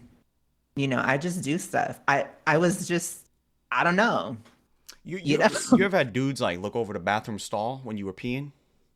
No, because I would never pee next to somebody. Well, I mean, what Ever. if you like? I mean, you go into the bathroom with like 10 other dudes. Somebody's gonna I be would next to just you. hold it. I would hold it. I would never. What? You're gonna get a You don't understand UTI. introverted roles. No. Introverted roles state you never do that. That's that's crazy. I've had a few It's a dudes look over the stall, lifestyle. man, see my shit. I would never do that. If somebody did that to me, I would be so disgusted and mortified, and I just could never. I would never even risk it. Uh, But I I, remember when that was a trend. I And can't even believe that was a trend, dude. They'd make fun of you too. They'd be Mhm. like, "You got that small shit," and I'd always be thinking like, "You expect me to be bricked up? Like what is this consensus here? Like, am I supposed to be peeing fully bricked?" oh my gosh. But these dudes, and I think a lot of them wear closeted gay. Like, you're not gonna peek over. Like, it would Right. be more than one guy. It would be like 4 dudes on the toilet looking over. Oh Man, my gosh. thank God smartphones were not a thing when I was in middle school, dude. Oh yeah. That would have been crazy. Because I knew a dude when I graduated from high school. There was a dude that he had posted accidentally on. I don't use Snapchat, but he had posted accidentally on his story on Snapchat a picture of his meat. Like he was supposed to send it to a girl, Oh my and gosh. it was like the next day people were talking about it like crazy because he was big meated, and everybody was like, "Yo, that shit is crazy. Like his shit is big," and it worked for his. I don't know if it was a calculated thing for him, but all I gotta say is like you can't do that unless you're big meated. It worked for him, but like in any other Oh my circumstance, it gosh. just couldn't Isn't that work. like that's like crazy illegal though, right? Well, because he was like a child at the time or hmm whatever. Well, like everybody else that saw it was a child. It's not like the school well maybe the school saw it. Maybe I don't know. Yeah. I don't think anybody brought it But up. I think like even the no, I teachers would have know, been but I'm intimidated just by it. saying bad. Well, I don't think people realize that it is illegal. Even if you're a minor and somebody else who sees it as a minor, it's illegal. But that's interesting. Anyway, yeah, I mean, to me, it's like, point is, like, I never really, there were times where I was almost bullied, but I would square up usually. And I typically would not, I've never been in like a big drag out physical fight. That has never happened. Because usually I solve things with like logic or not even logic, but just words, I guess. Because I'm very good at verbally arguing. That's probably why I'm doing well with fighting with fat acceptance, because I'm really good at it. Like I can go to like mega bitch levels. I've been called to see you next Tuesday so many times to my face. That's so Like, specific. yeah, well, because I mean, again, I'm just super feminine, so they just call me a cunt, basically. A lot That's of the people call me insult. gay. Yeah, I guess they wouldn't call me that because it's just so Because obvious, yeah, it's obvious. Yeah, that'd be like calling a black But guy black, right? I guess, yeah, Yeah, pretty much. yeah. That's not It's really an like insult. Like, yeah. whatever. Yeah. But anyways, All right, let's. yeah, I'm sorry that happened to you, Oh, I mean, it David. is what it is. I mean, you live and you learn. Nowadays, See, nobody looks over the stall. Hopefully. are you gonna hold on to that deep into your 30s? And like this woman, she held on to it for decades after that. Oh, that is a good point. Yeah, but that is a really good point. But no, it's not like traumatizing me or whatever. I No, mean, it I know. sucks that another guy was like looking at my, my Oh my Johnson. God. But it is what it Well, is. no, Like, if you're I ever was in a talking locker about room, you just see meat sometimes. I was talking about the girl that rejected you. Oh, Um, nah. the meat thing, that is kind of I, weird, I but should I should have been rejected. I was ugly. But nowadays I don't get rejected because I'm on that hubba. 'cause you got the Riz too. Yeah, I'm the Riz master. All right, let's keep going. Oh Okay. God, that's my nut. Like, I lived my life avoiding that. Like that, I lived my life out of avoiding Right. that for 20 years. And of course you did. Yeah. Because that sucks. And of course you wanted to protect yourself. And we're also told our value as women is so entrenched with like the male gaze and romantic validation. And like, I was definitely Yeah. sold this line that it's like, oh, that's your path to happiness in life. And knowing from the day I got fat when I was 10 that was like not available to me, it actually enabled me to question it. And I think it ended up leading to me having like a, eventually, after many years of therapy, a healthy relationship for it. Yeah, yeah. Well, and I so relate to that. My mom, again, bless her. I talk about in the book that like she's a God, it's so complicated writing a book because you share these like vulnerable things about your family and then they read Oh it. my God. But anyway, the full stories are in the book. But my mom called me too much at age like 11 Oh or 12, and she man. said like you're too much for, you're gonna have a hard time. She said finding a husband because you're too much. And to Wow. me, that encompassed right.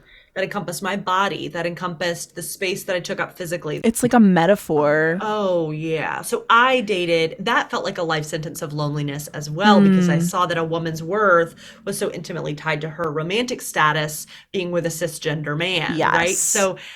So I too struggled with that, like, and had to unpack that as an adult. Yeah. That's probably true, right? What? That like a lot of women do find their value based off of what men think. I think it goes both ways. Like I think men do that too. It's one of those aspects of life where especially young people put a lot of their self-worth on it, Yeah, it I just really think. sucks that like that a lot of people do like incentivize that as like the be all end all when it comes to their existence. Yeah. Yeah, I agree with And that. as a younger woman too, like a lot of younger girls, and this is why I think like so many women that are like in their teen years or younger should probably stay off social media because that shit is fucking agonizingly terrible. It's so hard as an adult to navigate it and see Yeah. what you can and cannot do. I couldn't even imagine having social media as like for because like the thing is like as a dude, our physicality is not really like what's in question most of the time in the sense of like women are really really judged based off of what they look like, whereas men it's like most people could care less unless you're like top echelon. Yeah, I think it's also I feel like a lot of men in general, they're just so much more competitive. So it's a lot easy for them to like it's a Yeah. lot easier for like a teenage guy to be like comparing himself to other guys and just being competitive. In a lot of girls, it's like it cuts really deep and it's like too much because it's not as fun, I think, for women to be super competitive with each other in that way. Whereas I think guys have more fun with that kind of thing. Women are competitive, but it's more of like a biting thing and more like it's just it's not the same. So I could totally see it's definitely worse. Because a lot of times too, they don't ever talk about this, but a lot of times I feel like girls are trying to impress their girlfriends. It's a lot of times it's within women. They're policing each other. And that's really hard to deal with as well. But in terms of like, if you find your value in a partner, I don't know that that's necessarily a gendered thing or, a male female thing.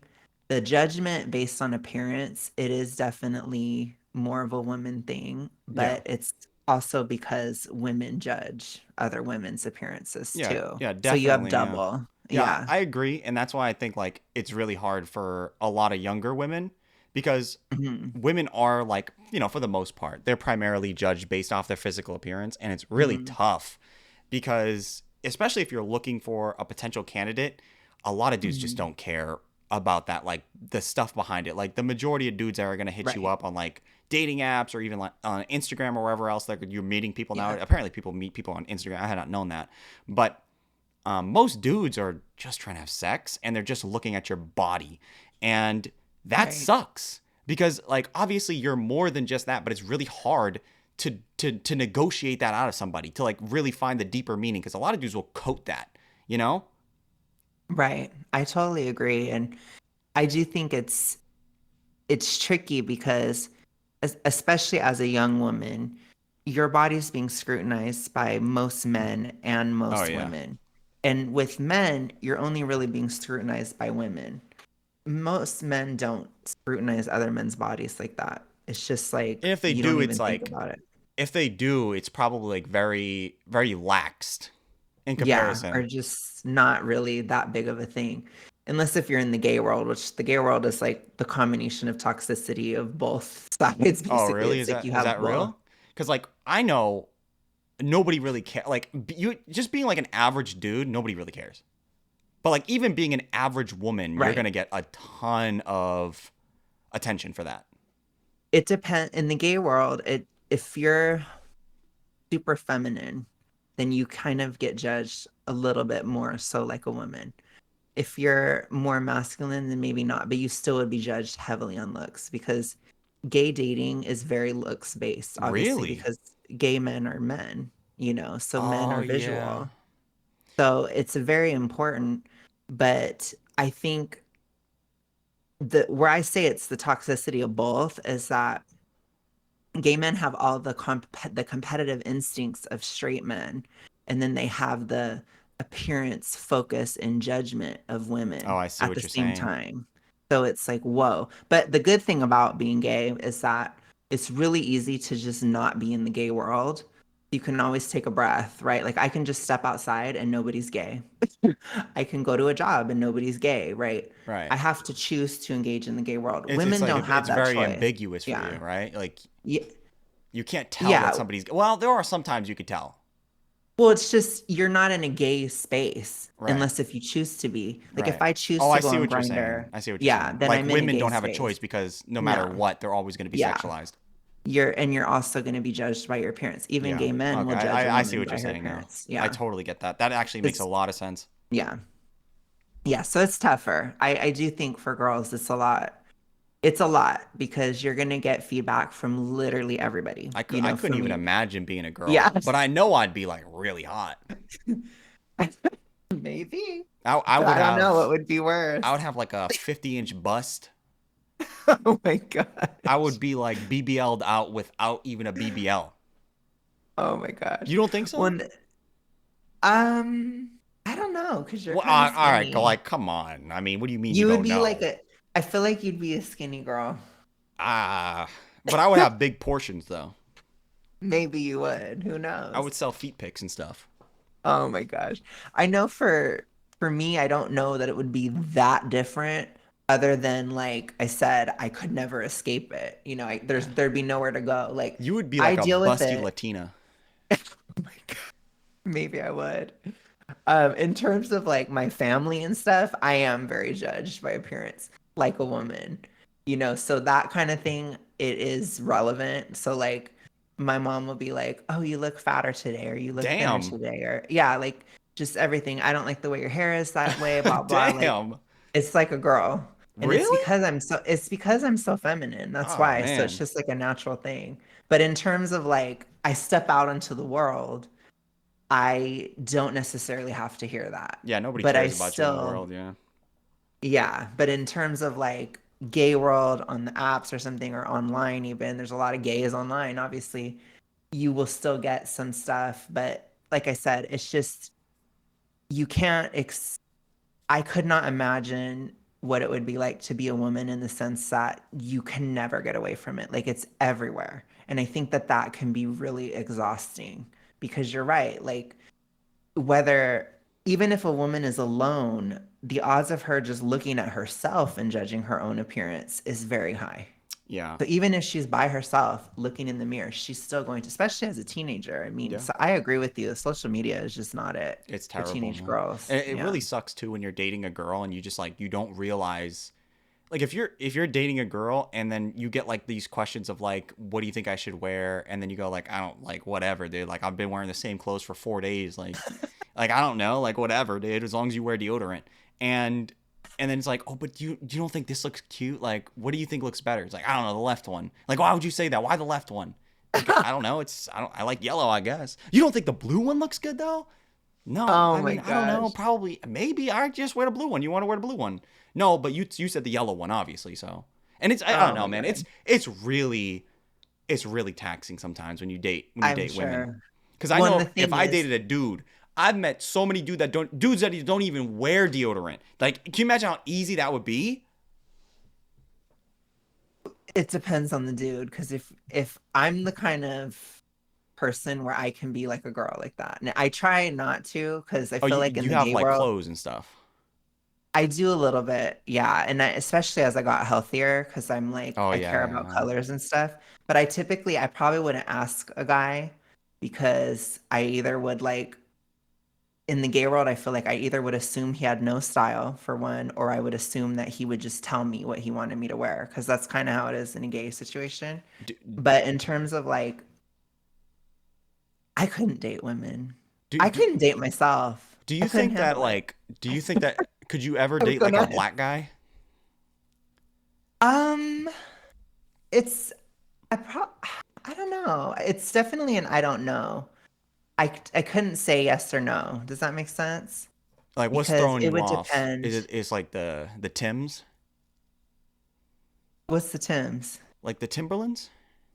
I don't even know what that is. You don't know about Timberlands? Like the boots, Timberlands? No, I don't. What? That's like the definitive black guy boot. But I would say for me, it's not really that. It's more so like I tend to be, I like, I'm kind of like a passport girly pop. Like I like guys that are foreign. Okay. I'm really into Is it. that because you can like indoctrinate them? No, that sounds horrible. Is that No, I think it's because for me, like I think when you're same sex, you're kind of in a dynamic where you're really you sometimes like for me, I'm looking for differences more because you can be so similar. Does what's that make difference? sense? What's there's a lot of big differences between you and a black guy. True. Yeah, but That's I true. kind of see what you're saying. I a Yeah. little bit see what you. It's like kind of the appeal when people go like, "Damn, man, I really need a Latina," you know, Yeah, I think for me, I a don't little bit of spice. necessarily I can't say for sure or whatever. It's just it typically I like foreign guys basically. Damn. So that's kind of where it's been. Any particular place or just Europe or like any? Could it be like down south Um, maybe, or like could it be in the islands? so I guess it is kind of more typical, but like the first that I've been in love twice and they were both Australian. Oh, that's that. Come on, that's like But basically American. I mean it is and it isn't. It's a little different, but it's also different in the gay world because gay American is just very specific. It's a very, very, very specific thing. And for whatever reason, not always, but I often do not get along with American gay men. I think it's because I have my own brain and I don't think like a hive mind idiot all the time, which I know that's really harsh to say. But, even me just saying that statement, that would offend so many gay American men because gay American men are just really overly sensitive and just drive me absolutely insane, basically. And I think for me, when I've talked with foreign guys, they're more normal in the sense that they don't, I don't know, it's like they're not constantly thinking about, I don't know how to describe it. Is what I'm saying making any sense to you? I Like think they're not like hypersensitive about being gay, for one, because I don't do well with guys like that because I'm so effeminate and so feminine that if a guy like doesn't like themselves for being gay, they take it out on me really easily. But is that really like something that's happening a lot with like American gay dudes where they're like, I'm gay, but I don't like it? Um, I mean, it's definitely changed, but it was very common growing up, super common. And then it was even to this day, it's a lot less common, like for sure. But I think that it can still I feel like if I were to date American, I would do better probably with like Gen Z. Does that make sense? Because there's a little bit less of that sticking point on being gay as being an issue. Because like millennials and older, I tend to struggle with that for that reason. Because I'm just so feminine. So it's like, it's a lot, I guess. It's What do too you mean much. by feminine though? Like the way I talk, the Yeah. way that I act, how I view the world, basically everything, honestly. I mean, I just don't dress like a woman. That's about it. But if I did, then you know, You think you would kill it? no, I don't really like that. that much. I don't really like. I don't want to dress like a woman. I think I could probably do it. I think I could probably do well too if I did. I don't know if it looks good all the time, but yeah, I think that's. I don't know. Like, I think a lot of, again, it's just stuff that I've experienced because it's either like in America, the kinds of guys that I've dealt with, they're either like they hate the fact that I'm feminine and they're just like, get away from me or like whatever. What, like gay Which dudes that are has, going like, ew, you're yeah, gay? basically, That's yes. all right. Or they're extremely like, or they're more of the masculine type and they're like very closeted and they either like have a girlfriend or they have something else going on, you know, or You're a they're gay married dude, to but a you have a guy. girlfriend? That can happen, or they're bi, for That's example, that because they're Kevin more on the Spacey. well, because they're more on the masculine side. So they might be bisexual. So I've had a lot of guys that are bi try to do something with me because my femininity doesn't bother them, but You it's like mean you like have a whole anally? ass girlfriend. I mean, like whatever, I guess. Oh, But it's like to me, I'm not interested in being a cheater, you know? or a side piece. No.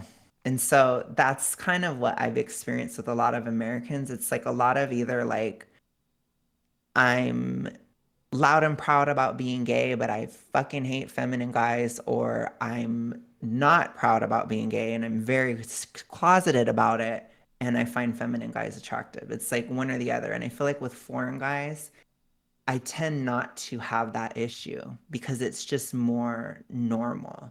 It's like I'm just a person, you know? And so, and again, I did have that experience a little bit with my first love, but again, I feel like I could have probably had something with him, but I Tracy turned blatted it. You know, I sabotaged it horrifically before it ever began. So that probably could have been something. And then he went and got a girlfriend because he Damn. was bi. So yeah, because I was pretty nasty to him. So because I told him, gosh, this is what you do to get rid of a guy, you guys. I told him that he was trash. I would never ever want to be with him in any circumstance whatsoever. That's what I told him. So Damn, dude. that's what you do. That seems pretty It's horrible. harsh, Don't be man. like me. Don't have horrible daddy issues and don't project that onto a first love at 21. That's my advice. But see, I can take responsibility. I'm not going to sit here and be like, because the world is fat phobic, blah, blah, blah. All right, you No. can acknowledge your mistakes and Yeah. learn from them instead of just I can blaming everything on acknowledge. everybody else. Yeah, essentially. And I learned a lot, obviously. I never did that again. So I've never done it. But I mean, there's still, I struggle with like um being a bitch sometimes. I don't know. I'm sorry, you know. Maybe American gay men, they want me to be nicey nice all the time, and I'm just not. So depends. All right, we got off track. Let's Anyways, watch a little bit more and see what else is in. yeah. You know? Totally. And that's like, it's really interesting thinking about that when it's like, is that even what you want? Like, that's something that I really had to ask myself. And I really had to go through and unpack each thing and like actually figure out what parts of that are appealing to me and why are they appealing to me and how much of it is just ego, because it feels really easy to get trapped in like the whole ego cycle of it. And I think this is a big thing that's come up when I've been asking questions about people's experiences and people's like hangups. Like, a lot of people just feel like it's such a source of like knocking them down.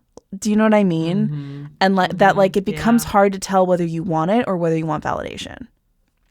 Right. And I think that there is such important work to be done at that moment, right? Like you shared earlier, like if it feels like a minefield, that's good information that there's work to be done. Yes. To like to diffuse or to neutralize it, because I think that as human beings, we all crave love and community and belonging. Yes. And, you know, I think that romantic relationship has become sort of this lowest common denominator of that support, belonging, connection. So because true. it seemed like, because the world tells us to want it. Yeah. And it is a practical thing as well, because it's like, I didn't even realize this till I got in a relationship, but it's like, oh my God, I can split rent. Like, oh my God, I have a person to come Right. home to. I don't have to schedule a coffee date with my friend. And then we have to spend Right. money in order to hang out. And we have to meet in the middle because she lives in Brooklyn and I live in Manhattan. Like, it's convenience of all these things that are like support and belonging. And it's official too. So like there's that appeal as well. So I think it makes so much sense that it like becomes so loaded. It's like weighted down with so much, no pun intended.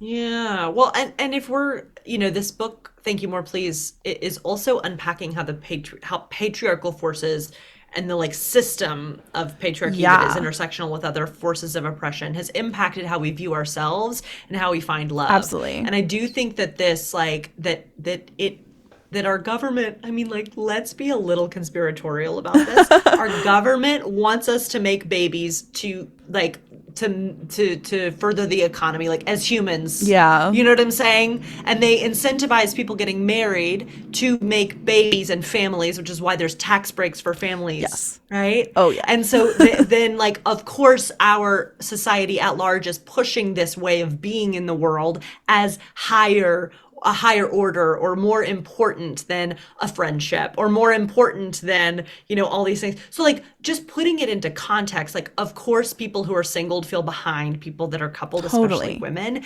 both. But isn't that the way? Like, of course, the government has an incentive for people to have kids because taxes. But I wish they would go into the alternative. Like, Right. why do you think that's a bad thing? You know? Well, to me too, it's like it's giving very like let me just deny hundreds of thousands of years of human history. It's like we wouldn't exist anymore if people weren't having kids. Yeah. So obviously everything is kind of around that. I mean, even for me as a gay guy, I have to acknowledge that that's an extremely important part of society is people having kids, even if that's something that if I choose to do, it would be an absolute choice. And, it would be all these steps that I have to do before I get to that. Heterosexual people, in order for society to keep going on, they have to be having kids. So it's like, duh. Yeah, of course But there's I going to be wonder tax why. breaks and stuff.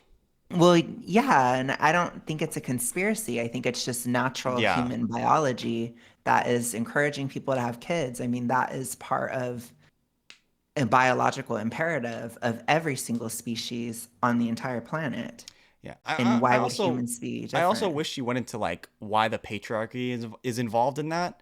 Because like it's so easy for these people to just I mean, this is like what, an hour? Maybe she does go into it, but I feel like it's very easy for people to just point out like, oh, patriarchy bad. Patriarchy did this. White people bad. This, that. It's like so many. Like, I want to know why, man. I wish you went into a little bit reason why. Because Hmm. I do think that men in general, like the world is probably built for men to a certain degree. Because for like a really long time, men were like the ones that did everything. But we're seeing in like modern Hmm. times, like women are doing way more than they ever have ever, and it seems like they can compete with men on like literally everything. I think it depends, honestly. I mean, I don't, I don't know what she's saying there. Like, is she trying to say that a patriarchal force is what is making women want to have kids? Is that what she's trying to That's what I'm say? getting. That's what I got from that. Because like, Yeah, why I would you don't. draw that connection between the patriarchy and saying like, having kids Yeah, incentivized by the government? I don't know. Like, I know um, for some women it's more inherent, and in some women it isn't. I know a lot of my girlfriends that don't want to have kids, and then I know like my cousin, that was like one of her biggest aspirations was to be a mother. So it's like I don't understand what is this weird thing. Because to me it's like if I were to tell my cousin, like, you only want to have kids because of the patriarchy, she would Yeah, be that's like, kind of what the hell? crazy. Yeah. That's kind of a She'd be crazy like, ass thing what? to say. And it's like, I mean, I don't know if they're saying that they feel pressure to have kids because of that, maybe, but I would say at least somewhat the majority of women have an innate desire to have children. maybe that split is, 51-49, but people are being born every day, right? So somebody wants to have kids. Yeah. Somebody does. I don't know. I mean, I think it's just they they have that. It's the same thing in fat acceptance where they deny a biological reality. It's the same thing with like people not finding fat people as attractive on average. It's a biological thing. And then they say, oh, well, you're just hiding behind biology. And it's like, well, you're hiding behind the patriarchy. You can say the same True. thing back. Yeah, All right, let's continue. weird. That has to be a narrative that we question and really unpack as Yes. individuals to create, freedom from things that don't serve us. So is that what makes you a feminist dating coach? That was actually going to be my One of first the question many for you, but then things. we got in so deep immediately, and so much good stuff is happening. But that was my first question, is like, feminist dating coach. I don't see a lot of dating coaches branding themselves as explicitly feminist, and that's what's so refreshing about your content for me. Oh, well, thank you. That's my intention to, for the right people, be an exhale of support, because I think that so much dating advice is focused on a romantic relationship as the gold standard of human existence. Yes. Which I don't believe is true. Like I just shared why, like, that with a feminist lens is freeing, right? I also think I'm a feminist dating coach because I want women and people socialized as women to really realize their own agency in their lives. And I think dating is the final frontier of that conversation about women or people socialized as women being the center of their love story or being the center of anything. Yeah, I think that's so true, because it's loaded, and like how I always think about it too is like the stakes feel so much higher than they really are in a lot of ways. And like, of course the stakes are like, I want a partnership, and I want, I want a best friend and someone to come home to, and all of these wonderful things. But then you think about it and you realize that like you're taught to date by your mother, who was taught to date by her mother, most likely. Yes, I mean, or by yes. your father if you're a guy, or if you just only have a Any father. caregiver Right. who- So it's like, Right, but the right. generations previous is my point. It doesn't have to be gendered. But like, my grandmother couldn't have a credit card until she married my grandfather. Like, they got married in Yep. the 1950s. They couldn't. She had no way of being financially independent. Yep. It was 1974 that Yes. women got the right to have a credit card without their husband's permission or father's permission. Exactly. Yes. At least white women. I mean, I know like women of color have been Right. working in various capacities for a long time, but like, of course, white womanhood in a white supremacist culture is going to be like held up as the gold standard. So like, getting a man was the gold standard, getting a man to support you and pay for you. And She's kind of right, but it's like, it's so disorienting the way she's describing this shit. It's like she has the idea, but the way she's getting to that point it's so weird. Like, she's right in the sense of like, for a long Yeah. time women couldn't work. That's a factual statement. There's nobody's going to deny that. But to sit there and say like, the reason why we think the way that we do now is because your mom thought this way, and therefore you have to think Right. that same thing, and then her grandmother taught her that. Like, it just doesn't reflect what people are doing nowadays. Like, it's if you look at how people are dating now compared to 20 years ago, even, or even 10 years ago, it is Right. nowhere near. It is drastically different. Yeah, I mean, I even described it as even post 2020. It's so different. I mean, things change so radically, like you said, even from 10 years ago or even 4 years ago now, everything is so different. So I don't even think, I don't know if people understood how much social media and this kind of stuff would change the dating space. And so I agree that people don't have good advice, but that's a much more, like you said, a much more relevant, affecting people today thing Like, than one women thing not having a credit card in the 50s. Exactly. One thing I Yeah. don't understand so heavily is like, these people, for a long time, people just kind of thought social media was like a place to augment your life. Like, I have friends in real life and we talk to each other online. But nowadays, you meet friends online. Like friends Right. are like you only talk to your friends when the Discord call opens up, or like your friends people don't even like actually physically communicate with their friends like anymore, right? I know some people that I haven't seen in like 4 years, but we talk all the time on Discord. It Hmm. More and more every single day, the internet is becoming more real life than real life. And I know it sucks to say because it's really that's terrible. It is terrible, but it's the truth. So like if you're sitting here and you're telling me like, "Oh, you learned how to date from your," like there is a degree of truth to it. Like I'm sure Yeah. that the reason why women want a guy that's 6 foot, or like a guy that's big meated, or a guy that makes 100K or whatever it may be. Sure, I'm sure it derives a little bit from what your mom said. Hmm. But to me, like, I don't know if these people have ever actually met like a woman in 2024. Dude, like women Right. nowadays, like they're totally fine with like splitting the check. I mean, sure, you'll have your outliers, but like women are like totally okay with splitting the check, and they're totally okay with like, like women work. So to me, it's just like I see what she's saying. Like she's not wrong, but she's also incorrect in the way that she's framing it. Yeah, I agree with that totally. And I mean, I think it's just so much of dating in general. And I think my biggest critique of like women dating is they're oftentimes comparing themselves with their friends, or they're comparing themselves with what other women have, which is not the best way. Like, the only thing I like that the feminist dating coach said was your essence based preferences, which is a very specific term, which I think is the best advice I could give to a woman. It's like, what would you want if nobody else was around to tell you what to want?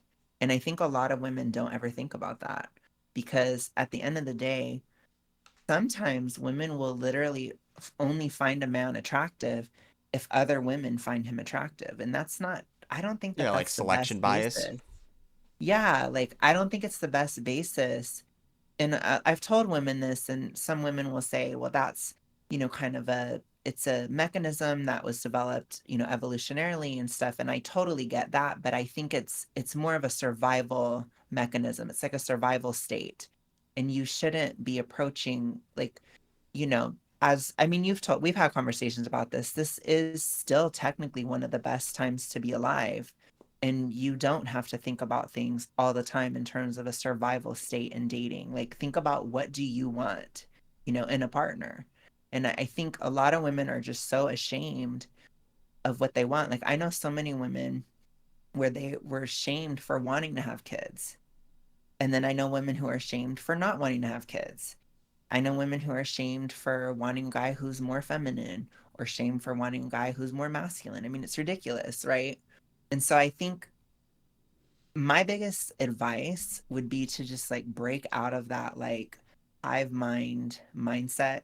And that does happen in the gay world too, but I don't subscribe to it. Clearly, I don't, because I'm just not that way. But I understand the pressure, and I used to feel that way when I was young. I used to be like, oh, I want to have this boyfriend to prove everybody in my life wrong or whatever. I don't know. It sounds stupid, but I had that mindset. Like when I was 24, I was like, I want to get with this guy because he's hot and everything, and it'll prove that, I'm right about my life, or I don't know, something stupid. It's some bullshit thing you say when you're 24, because I was bitter about how my life was going. And it's like, I just don't think that's a way to approach dating. It's like, you should look at dating as like, what can I give to that person, and what can they give to me? And is what they can give to me what I want, and is what I can give to them what they want? And I think that would solve a lot of issues, because I think women could actually read that really easily, because women are usually, very intuitive, and they could probably see that really quickly. But I think they're always like competing. And I think that's the biggest issue of social media, is it makes everything a competition, and it's not. Yeah, like play at your own pace type thing. Mhm. Yeah, and just everything feels like it's on display for everybody, and it's like, it doesn't have to be. Yeah, you You can don't just have to. exempt your phone. I fundamentally disagree with like posting relationship stuff online. I Oh think yeah, that it's always going to be a detriment. I agree.